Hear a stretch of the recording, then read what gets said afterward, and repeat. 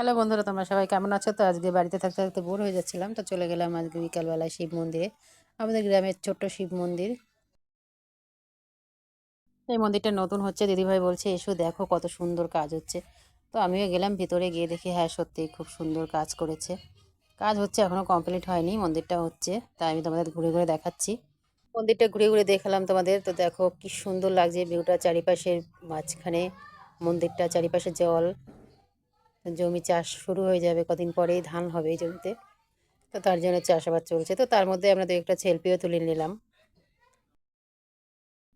তো এখন জমিগুলো সব পরিষ্কার চলছে, এরপরে ধান লাগানো হবে এই জমিতে। একদম সবুজে সবুজে ভরে যাবে সোনার ক্ষেত। ঠাকুরের বিগ্রহগুলো দেখো এভাবে রেখে গেছে এখানে গাছতলায়। যার যার পুজো দিয়ে, কার্তিক ঠাকুর আছে, লক্ষ্মী ঠাকুর আছে, মা মনসা আছে, শিব শিব ঠাকুর আছে। দেখো বাবা ভোলানাথের মুখটা কত সুন্দর লাগছে। তো মন্দিরের সামনে আমাদের এখানে গ্রামে পাতো দিয়েছে, কদিন পরে ধান লাগাবে এখানে।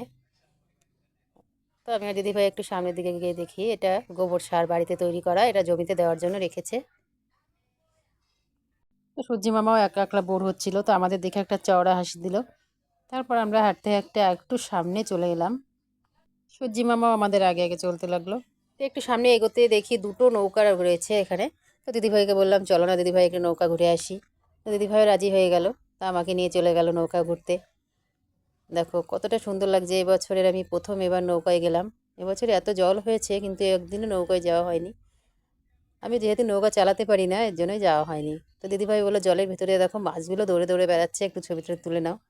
তো আমিও জলের ভিতরের ক্যামেরাটা ধরলাম উপরে। তো যেটুকু পেরেছি বন্ধুরা আমি তোমাদের দেখাচ্ছি। দেখো, তার মধ্যে একটু ফুলের ছবিও তুলে নিয়েছিলাম। তো দিদিভাই এটা কি? তা দিদিভাই বলছে এটাতে মাছ জিয়ে রাখে। তা কি বলে আমি জানি না বন্ধুরা, তোমরা যদি কেউ জেনে থাকো আমাকে অবশ্যই বলো। সবুজ আর সবুজ, তো তার মধ্যে বনফুল ফুটে আছে। তো তার মধ্যে দেখো দেখতে দেখতে সাদা কাশফুলগুলো কত সুন্দর লাগছে, সবুজের মধ্যে সাদা কাশফুল মানে। আর তার মধ্যে দিদিভাই আবার একটা কলাও দেখে ফেলেছে, সেটা আমাকে দেখাচ্ছে, দেখো দেখো। আমি বললাম লোকের গাছে হাত দিও না। তো তারপর আমরা আরেকটু সামনে এগোতে দিদিভাই তো একদম ফুল দেখে পাগল হয়ে গেছে, বলছে এটা দিয়ে আমি কানেরটা তৈরি করব। খুব সুন্দর লাগছে দেখতে। দেখো দিদিভাই কানেও পরে নিল। তো ফুল দেখে লোভ সামলাতে না পেরে দেখো দিদিভাইকে সাজিয়ে দিলাম ফুলে খোপা। তো বিকালবেলা এরকম একটা জায়গায় ঘুরতে যাওয়া মানে প্রাণ ভরে নিঃশ্বাস নেওয়া, আর খুব সুন্দর, মনটাও ফুরফুরে হয়ে যায়। তো এটা দেখো ভ্যাসাল, এটাকে ভ্যাসাল বলে। তো কী করে আমি জানি না, যেহেতু এটা আর আমাদের গ্রামের ব্রিজ, এখানে গরমের সময় সব ছেলেরা মেয়েরা সব লাইন দিয়ে বসে থাকে দুপাশে। এখন যেহেতু শীতকাল তাই কেউ আসছে না, কিন্তু গরমের সময় দেখাবো তোমাদের কী পরিমাণে লোক হয় এখানে।